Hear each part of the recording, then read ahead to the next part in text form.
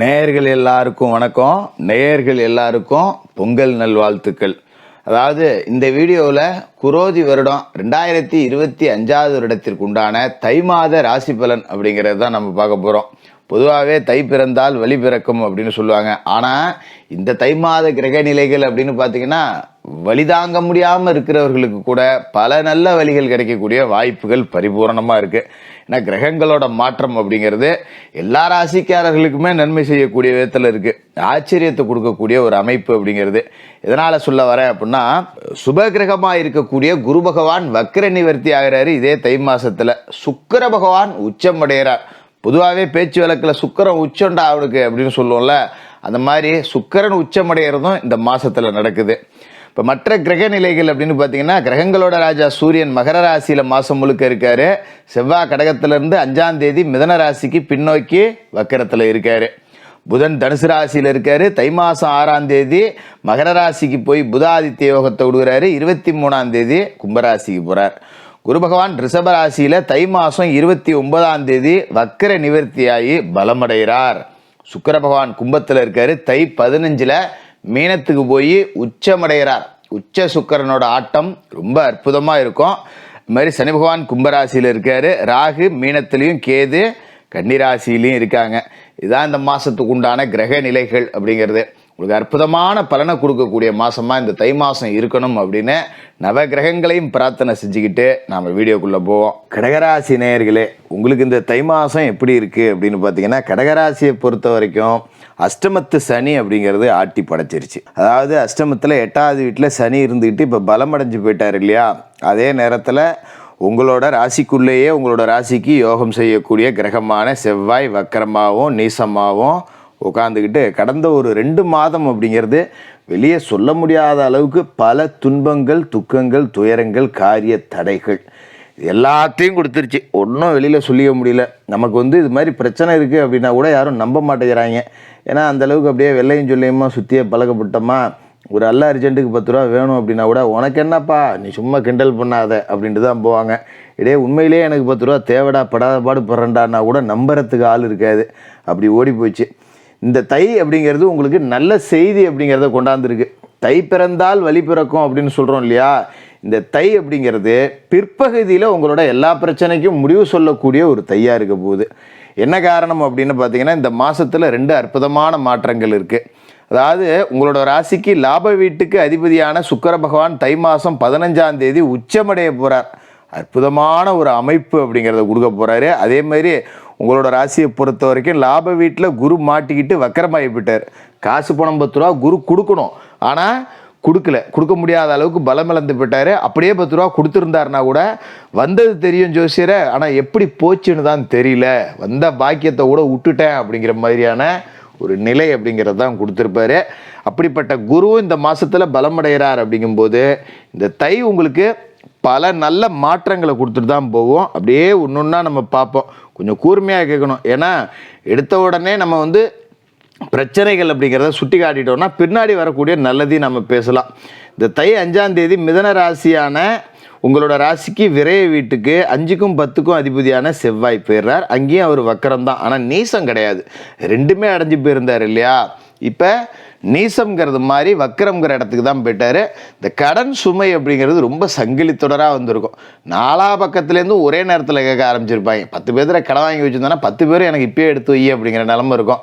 நம்ம நினச்சிருப்போம் ஒருத்தருக்கு கொடுத்துடலாம், ஒருத்தருக்கு பதில் சொல்லி அடுத்த மாதம் தள்ளி போட்டுக்கலாம் அப்படிங்கிற மாதிரி. அந்த மாதிரி இருந்த நிலைங்கிறது மாறிடும். இப்போ நம்ம யாரோ 2 பேருக்கு கடன் அடைச்சிட்டு மீதி பேருக்கு பதில் சொன்னால் சரிப்போ அவன்கிட்டையும் காசு 10 ரூபா இல்லை கஷ்டத்தில் இருக்கான் அம்போ அப்படின்னு விட்டு கொடுத்து போயிடுவாங்க. அதனால் பெரிய அளவில் பாதிப்புகள் இல்லை. அதுமாரி தொழில் ரீதியாக பார்த்தீங்கன்னா வேலை செய்கிறவங்க உங்களுக்கு ஒத்துழைச்சிருக்கவே மாட்டாங்க.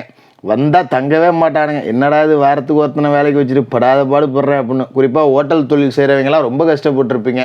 ஒரு கட்டடம் கட்டினா கூட வீட்டு வேலைக்கு ஆள் வராது, அப்படியே பாதியில் நிற்கும். அந்த மாதிரியான நிலை அப்படிங்கிறது தான் இருந்திருக்கும். ஹோட்டல் வச்சுருக்கவங்களுக்குலாம் மாஸ்டர் கிடைக்க மாட்டான், அட போடா அப்படிங்கிற மாதிரி இருக்கும். இனிமேல் அந்த நிலை இருக்காது, கவலைப்பட வேண்டியதில்லை.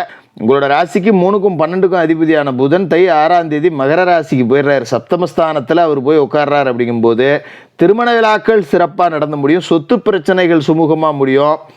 உத்தியோகத்தில் உங்கள் உழைப்புக்கு தகுந்த அங்கீகாரம் அப்படிங்கிறது கிடைக்கும்.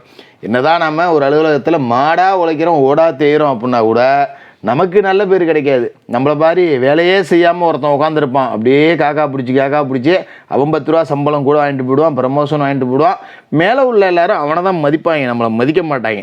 ஒரு விதமான சலிப்பு நமக்கு வந்துடும், இவ்வளோ உழைச்சி என்னடா பிரயோஜனம் அப்படின்னு. அந்த நிலை அப்படிங்கிறது இனிமேல் மாறிடும். உங்களோட உழைப்பு புரிஞ்சிக்கப்படும். அதிகார பதவியில் உள்ள மேல் அதிகாரிகள் உங்களுக்கு ஆதரவாக இருப்பாங்க. பா இவ்வளோ நாளாக இவனை போய் நினச்சேன்ப்பா, பாவம்ப்பா இவர் தான்ப்பா வேலை செய்கிறாரு அப்படின்னு உங்கள் மேலே ஒரு கரிசனம் கிடைக்கும்.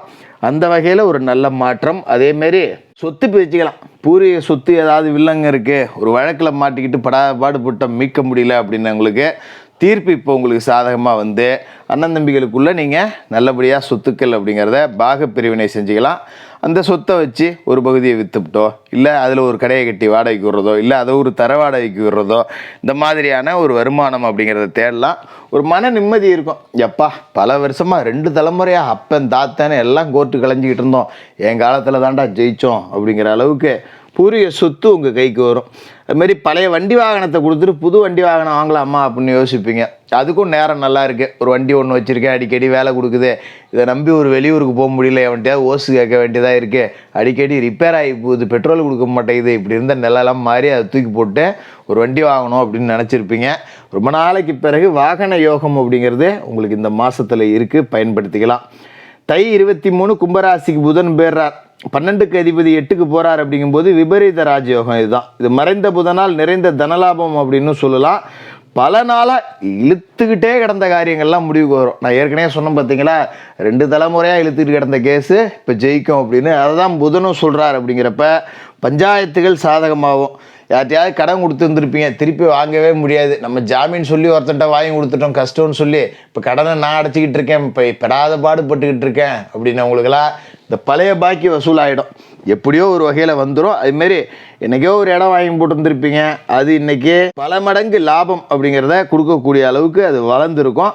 பஞ்சாயத்துகள் எல்லாமே சாதகமாக முடியும். மேல்மட்ட அதிகாரிகள் நான் ஏற்கனவே சொன்ன மாதிரி உங்களுக்கு ஆறுதலாகவும் ஆதரவாகவும் இருப்பாங்க. இந்த மாதம் 29ஆம் தேதி தை கடைசி பார்த்துங்க, வாழ்க்கையை புரட்டி போட போகிறார் குரு. ஏன்னா குரு வந்து லாப வீட்டில் இருக்கார், அற்புதமான வீட்டில் இருக்கார். லாபஸ்தானத்தில் இருக்கிற குரு பலமடைகிறார். அப்படிங்கும்போது காசு பண பஞ்சாயத்துங்கிறதெல்லாம் முடியும். ஒரு வீடு கட்டி வச்சுருந்துருப்பீங்க, ஒரு லோனை நம்பி கட்டிக்கிட்டு இருந்திருப்பீங்க, கடைசியில் லோன் வராது, ஒரு இடத்த விற்றுவிட்டு அப்படியே கட்டலான்னு பாதி வேலையை ஆரம்பிச்சிருப்போம், இடம் விற்பனை ஆகாது, அதில் ஒரு வில்லங்கம். இப்படி கட்டின வீடு பாதியிலே நிற்கிதேன்னு கவலைப்பட்டவர்கள் எல்லாத்துக்கும் வீடு கட்டக்கூடிய பணிகள் முடிஞ்சு இந்த மாதத்துலேயே நீங்கள் கிரகப்பிரவேசத்துக்கு நாள் குறிக்கலாம். அந்தளவுக்கு நன்மைகள் நடக்கும். அதுமாரி தேக ஆரோக்கியத்தில் இருந்த பிரச்சனைகள் எல்லாம் நீங்கி ஒரு தெம்போடு இருப்பீங்க. தை 15ஆம் தேதி மிதனராசிக்கு போகிற சுக்கிரன் உச்சமடைகிறார். நாளுக்கும் 11க்கும் அதிபதியான சுக்கிரன் உச்சமடைகிறாருங்கிறது தான் பொன்பொருள் சேர்க்கை, மண்ணு மனை வாங்கக்கூடிய யோகம். இது எல்லாத்தையும் கொடுக்குது. நம்ம பேச்சு வழக்கில் சொல்லி கேள்விப்பட்டிருப்பீங்க, அவனுக்கு என்னடா சுக்கிரன் உச்சம் அப்படின்னு. அது வந்து சுயஜாதகத்தில் சுக்கிரன் உச்சம் பெற்றவர்களுக்கு. இப்போ உங்களோட இந்த பொதுவான ஜாதகத்திலேயே சுக்கிரன் உச்சமடைகிறாருனாலும் அதில் ஒரு 80 பாயிண்ட் நன்மை அப்படிங்கிறத உங்களுக்கு சுக்கிரன் கொடுத்துட்டு தான் போவார். அதனால் இந்த அஷ்டமசனியால் வந்த பாதிப்புகள் எல்லாமே கொஞ்சம் கொஞ்சமாக குறைய ஆரம்பிக்கும். சனி பகவானும் தன்னோட 9வது வீட்டை நோக்கி பயணத்தை தொடங்கிட்டார். அப்படிங்கும்போது ஒரு விஸ்வரூப வளர்ச்சி அடையக்கூடிய மாதமாக இந்த தை மாதம் இருக்கும். கடகராசிக்காரர்களுக்கு வாழ்த்துக்கள்.